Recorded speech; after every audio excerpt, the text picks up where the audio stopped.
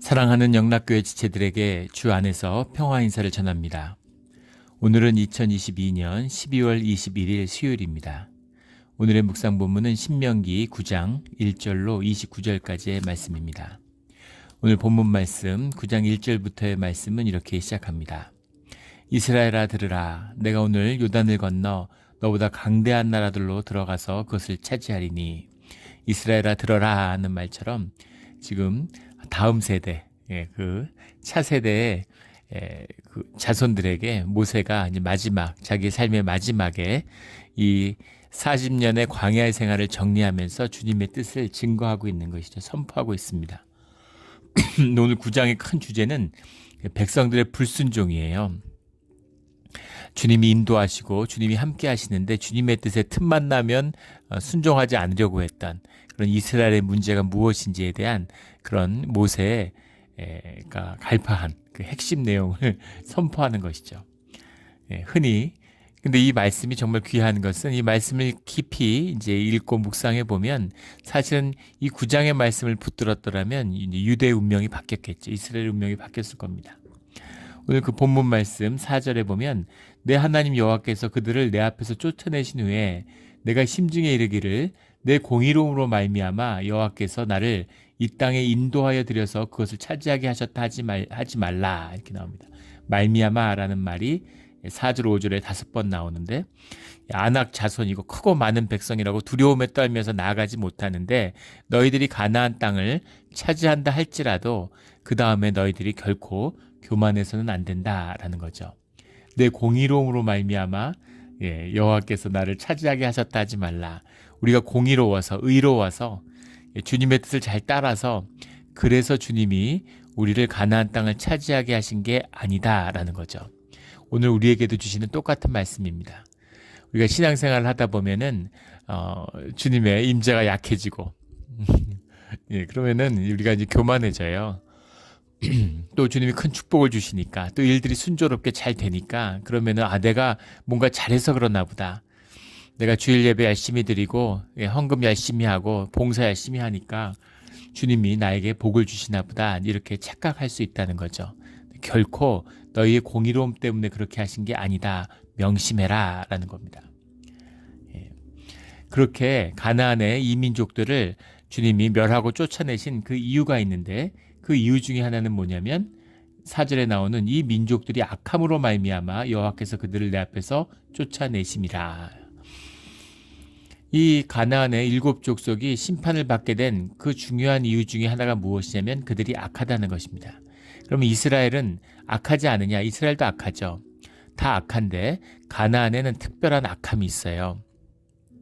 그 특별한 악함이라는 것은 우상 숭배에서 비롯되는 것입니다. 하나님을 믿지 않고 다른 우상을 믿었다고 나쁜 것이 아니라 그 본질이 거짓에 있기 때문이에요. 하나님의 뜻을 인도받을 수 없는 스스로 눈이 멀어버린 자신의 영이 죽은 자들이 너희 죽은 자들에게 죽은 자를 장사하게 하라. 예수님이 그런 말씀을 하시죠.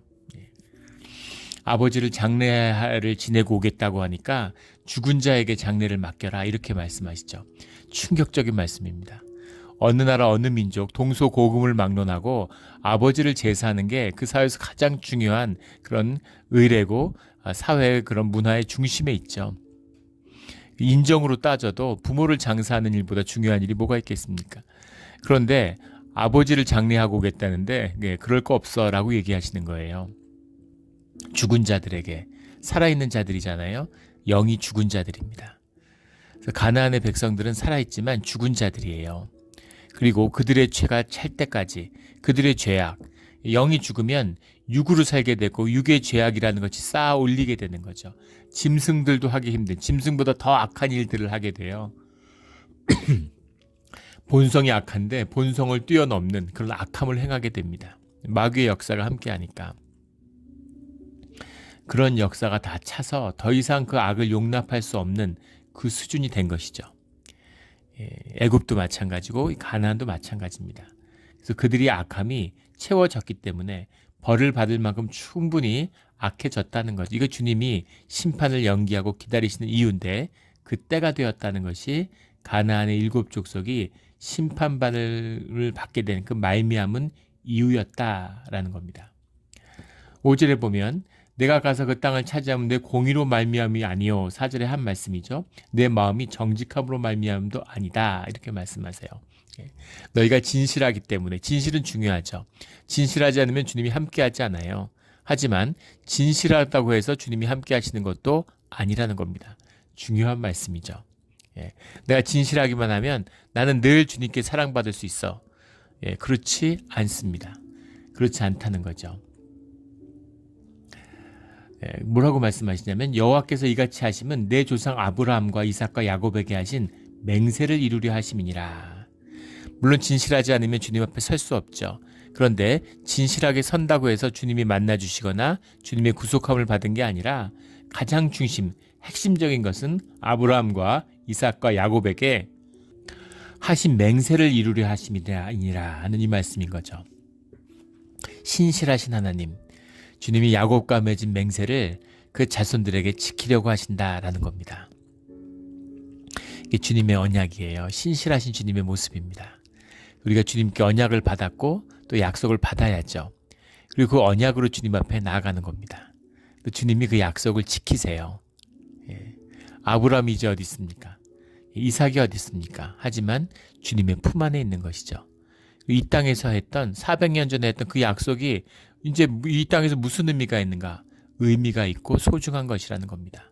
주님이 기억하시고 그 약속을 주님이 반드시 이루신다는 거죠. 우리에게 복을 준다고 약속하셨어요. 우리 자녀에게 복을 준다고 약속하셨습니다.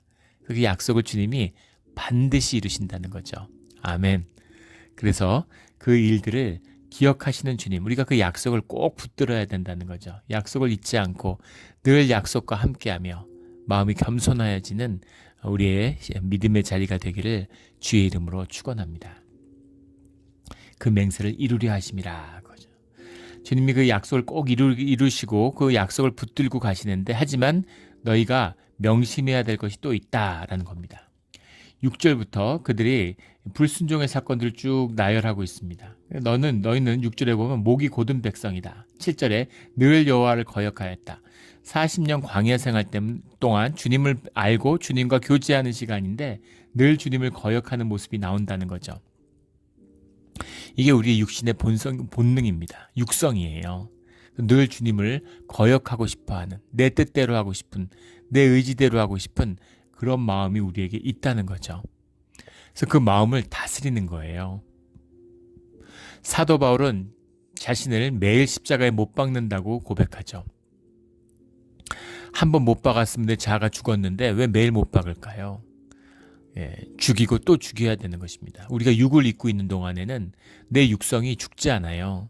육성을 다스리는 것이죠. 육성을 다스리는 것입니다.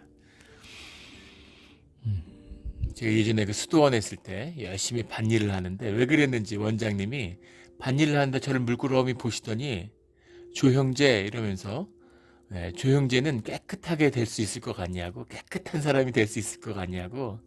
그래서 제가 그 질문을 듣고 그렇게 될 수가 없습니까? 이렇게 물어봤어요.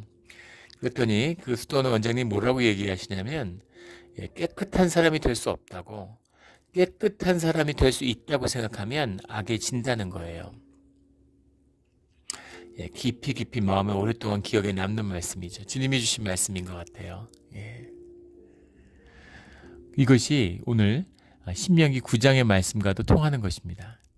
내가 목이 곧고 악한 백성이라는 걸 기억해야 돼요. 그것을 주님의 성령 안에서 다스리는 겁니다. 내가 십자가를 지고 내 자아를 십자가에 못 박고 주님의 권능으로 보혜사 성령의 은혜로 내 악한 심성을 다스리는 오늘 하루가 돼야 되는 겁니다. 그렇게 하루를 살아가는 거예요. 나는 의로운 백성이고 주님이 의롭다 하셨고 뭐 십자가에 보혈이 있기 때문에 모든 죄 사함을 받아서 나는 깨끗하다고, 나는 죄가 없다고, 그러면 마귀의 놀이개가 되는 거예요. 그것이 오늘 타락한 미국의 복음주의나 이런 개신교회의 타락한 모습의 원인입니다. 우리가 죄인임을 깨닫고 매일 주님 앞에 기도하고 회개하고 내 자아를 십자가에 못 박는 그런 삶을 살아야 되는 거죠. 열심히 기도했는데, 어제까지 기도했는데 오늘 내 자아가 살아나요. 그래서 내 육신의 자랑을 하고 내가 억울하고 내가 서운하고 억울하고 서운한 것은 에고의 역사입니다. 거짓이에요. 에고가 커져가면 모든 게 다 서운해집니다.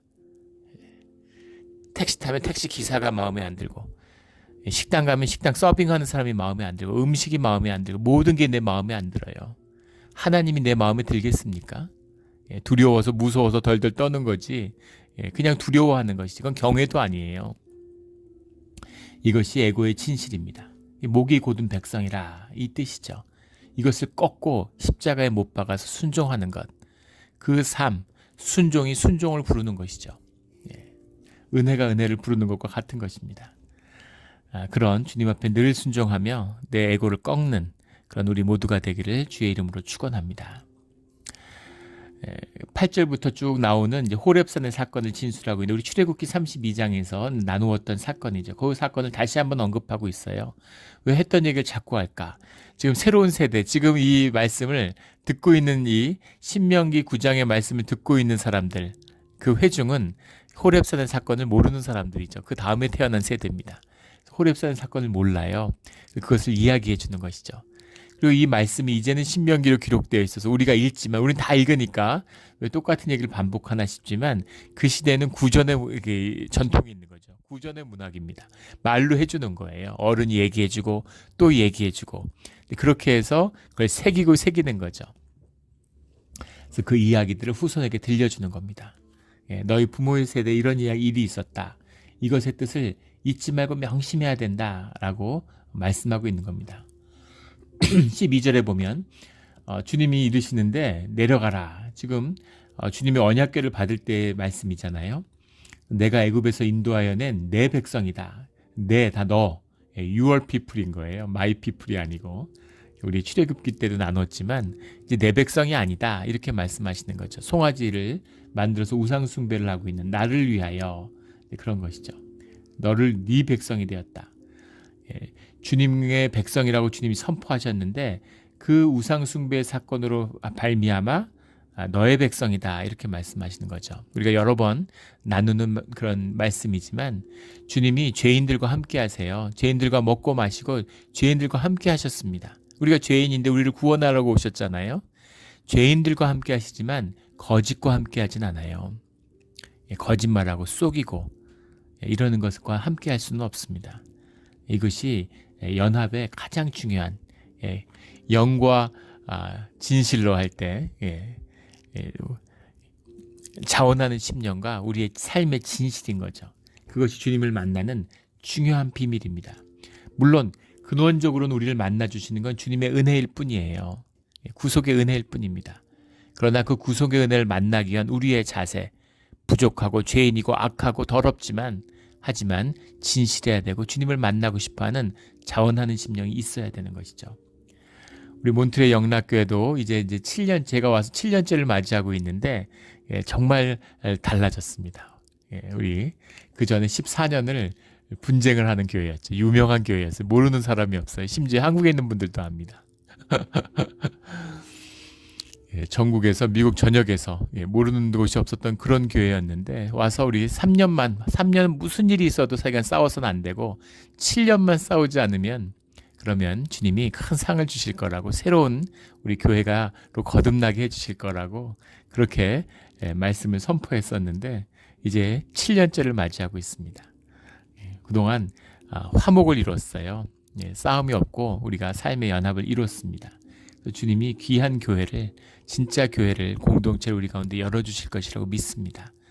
그런 새로운 역사, 새로운 세대를 주님이 열어가시는 거죠. 근데 거기서 중요한 것은 거짓이 없는 진실함, 자원하는 심령입니다.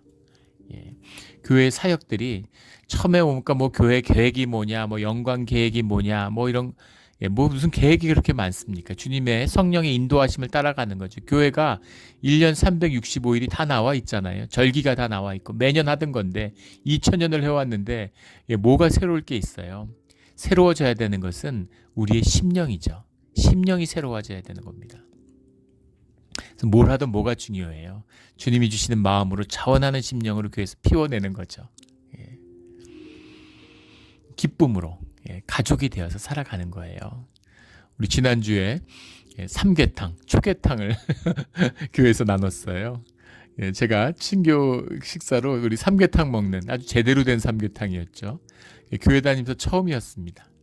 그렇지 않아서 몇몇 목사님한테 물어봤는데 다들 그런 적이 없다고. 우리 교회 장로님도 평생을 70년 넘게 교회를 다녔지만 처음이다 이렇게 말씀하시더라고요. 어느 교회도. 그런데 뭐 무슨 잘 먹었다고 대단하다는 게 아니라 정성인 것이죠. 한 마리 한 마리를 그렇게 다 따로 그렇게 준비할 정도로 그렇게 가족들이니까 잘 먹이고 싶고 잘 나누고 싶은 거잖아요. 이게 친교의 비밀이고 애찬의 비밀이죠. 생명의 비밀입니다. 삶의 진실함, 자원함, 이것을 주님이 원하시는 것이죠. 오늘 말씀 가운데 아주 중요한 말씀이 나오는데 14절 말씀입니다. 너를 그들보다 강대한 나라가 되게 하리라 하시기로. 그 출애굽기에 나오는 이 이스라엘이 이때 멸망할 뻔했어요. 주님이 완전히 멸하려고 하셨습니다. 이 황금 송아지, 자기들이 뭐 하는지도 모르고 자기에게 닥친 운명이 뭔지도 모르고 기뻐 마시고 이교도들 가나안 땅에서 하던, 가나안 땅에 지금 진멸받는 이유가 그 우상 숭배 때문인데 단순히 주님을 모른다 이런 차원이 아니라고 그랬죠. 그 악함이라는 건 아이를 갖다 인신공양을 드리고 집단 혼음을 하고 뭐 말할 수 없는 그런 짓을 나와서 하고 있는 거죠. 그때 좀 한번 멸망당할 뻔했는데 너를 그들보다 강대한 나라가 되게 하리라. 모세에게 준 아브라함의 언약을 모세의 언약으로 주님이 바꾸려고 하셨다는 겁니다. 혹자는 그냥 겁을 준 거다 이렇게 얘기하는데 주님이 이렇게 빈말을 하신다 있을 수 없는 일이죠. 진짜로 바꾸려고 하셨던 겁니다. 그러면 이게 무슨 의미예요? 아브라함의 언약을 깰 수도 있다는 겁니다. 주님은 그것을 깨실 수 있는 분이에요. 신실하신 분이고 아브라함의 언약을 기약하고 지키려고 하시지만 그렇다고 해서 그 언약에 묶여서 주님이 꼼짝 못하고 언약을 지켜야 하는 그런 것은 아니라는 겁니다.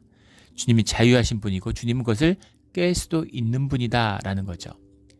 그래서 그 언약을 모세의 언약으로 바꾸려고 하셨다는 거예요.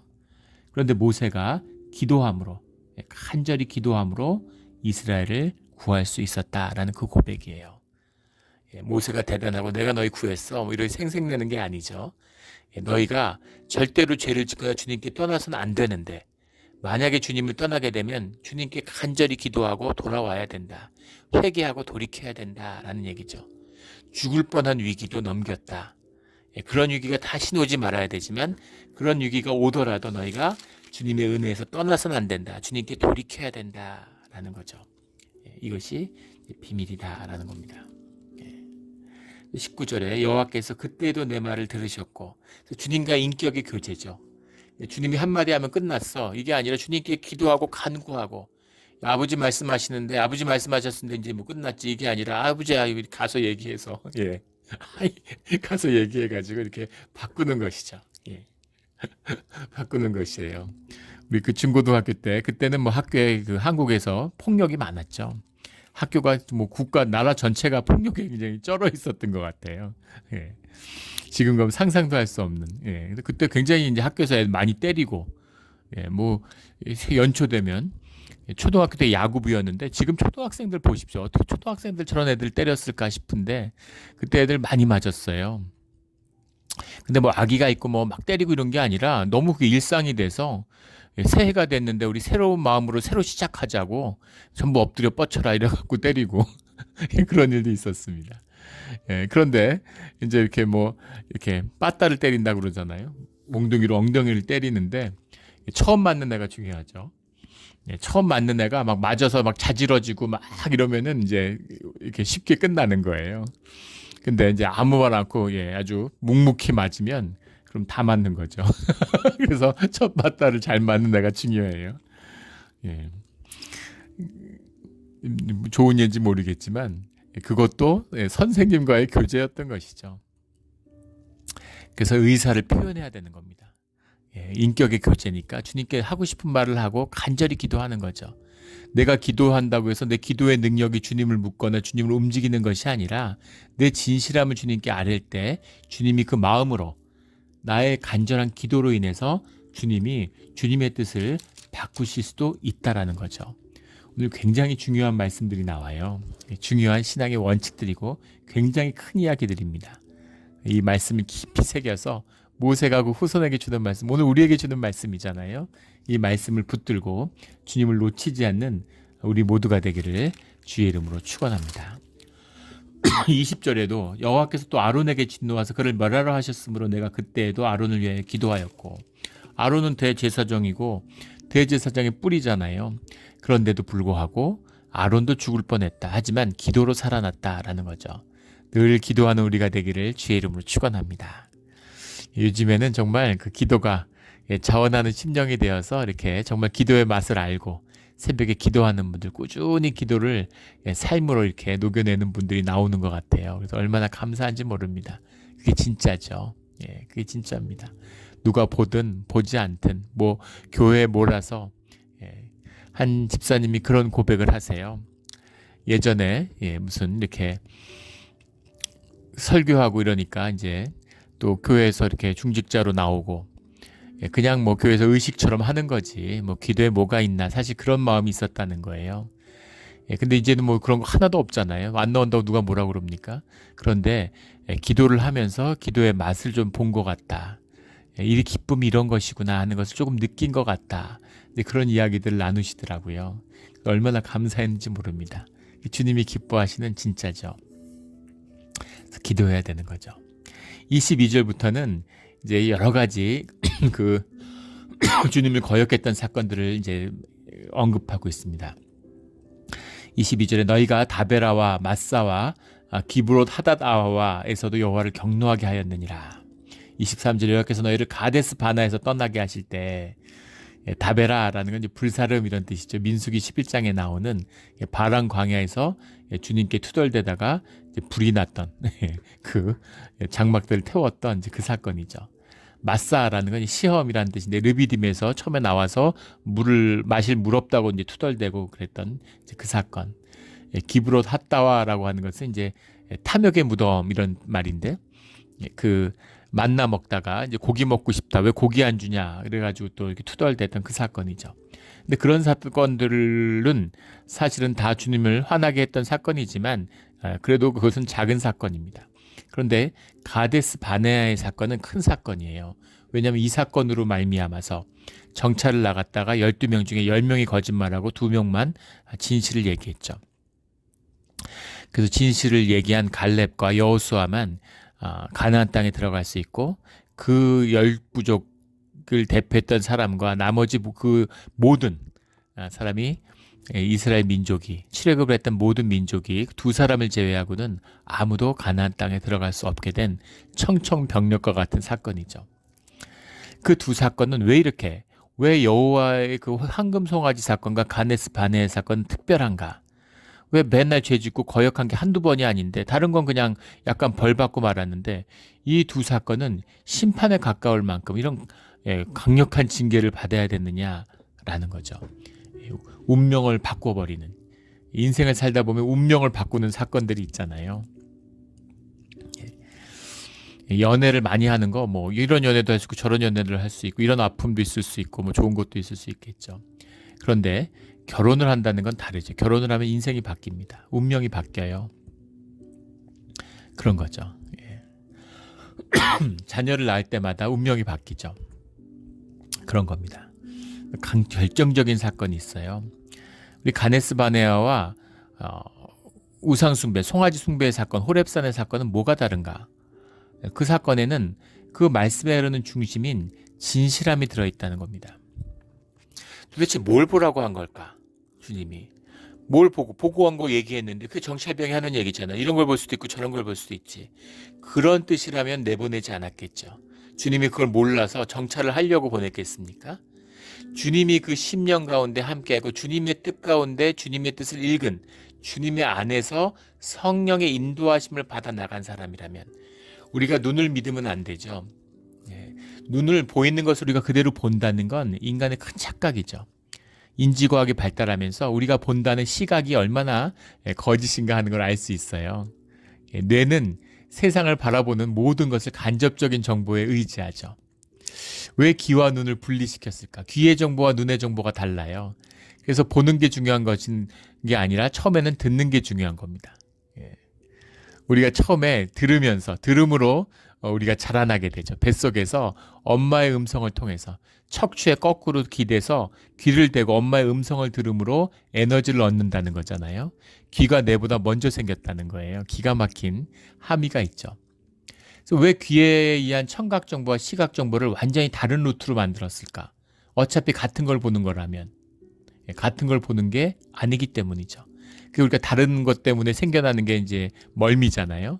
차를 타고 갔는데 차가 창문이 꼭 닫혀 있으면 청각 정보로는 움직이지 않는데 시각 정보로는 움직이는 거죠. 그러니까 머리가 두뇌가 그걸 처리를 못해서 어지러운 거예요. 그게 뭐 우리가 느끼는 멀미죠. 그래서 창문을 열어서 바람을 확 들으면 이제 갑자기 멀미가 멈춰지는 거죠. 완화되는 거죠. 그 비밀이 뭘까? 근데 뭐 그 깊은 얘기도 예전에도 나눈 적이 있고 뭐 그 얘기를 다 나눌 수는 없는데, 시각, 눈으로 보는 것을, 우리가 보이는 것을 인지하는 게 아니라 우리가 보고 싶은 걸 보는 거라는 겁니다. 그게 인지과학이 밝혀낸 눈과 시각과 뇌의 비밀이에요. 인지의 비밀입니다. 그래서 많은 실험들, 뭐 예전에도 많이 나눈 적들이 있죠. 심지어 조명을 줘가지고 그늘에 있는데 더 밝게 만드는 거예요. 근데 우리가 그늘이라는 정보가 있기 때문에 뇌가 그것을 보정을 해가지고 그 그늘을 밝게 해도 어둡게 받아들인다는 거죠. 실제로는 밝은데 우리는 어둡게 받아들인다는 겁니다. 뭐 그런 예를 뭐 수십 가지 될 수 있겠지만 그런 것처럼 그게 진실이라는 거예요. 핵심은 뭐냐면 내 마음 속에 있는 진실, 내 마음에 있는 걸 보는 거죠.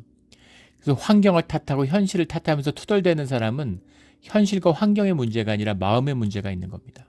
마음의 문제가 있는 사람은 계속 그런 세상을 살아요. 똑같은 세상을 살았는데 감사와 은혜를 느끼는 사람이 있고, 어떤 사람은 투덜대고 불평하는 사람이 있는 거죠.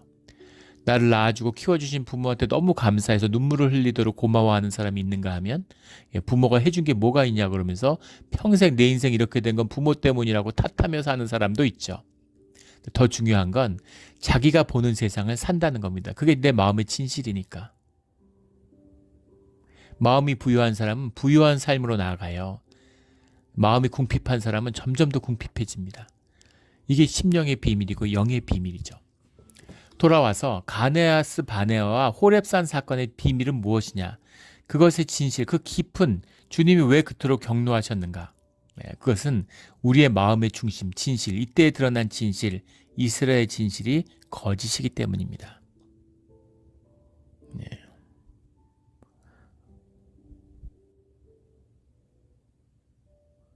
개를 키워도 개조차도 주인이 무서워서 밥 주니까 앞에서는 꼬리를 흔들고, 개에 대한 온갖 비하가 있죠.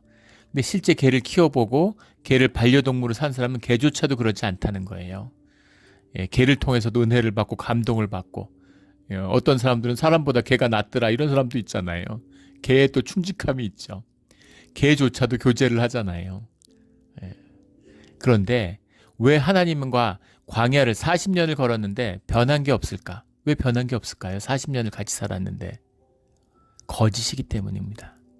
진짜가 아니기 때문에, 생명이 아니기 때문에. 주님이 가나안 땅에 가서 보여주려고 했던 건 현상이 아니라 현상을 뛰어넘는 본질의 세계를 그 안에서 볼 수 있는 눈을 열어주신 거죠. 갈렙과 여호수아는 무슨 믿음의 슈퍼 영웅이라서 뭔가 다른 게 아니죠.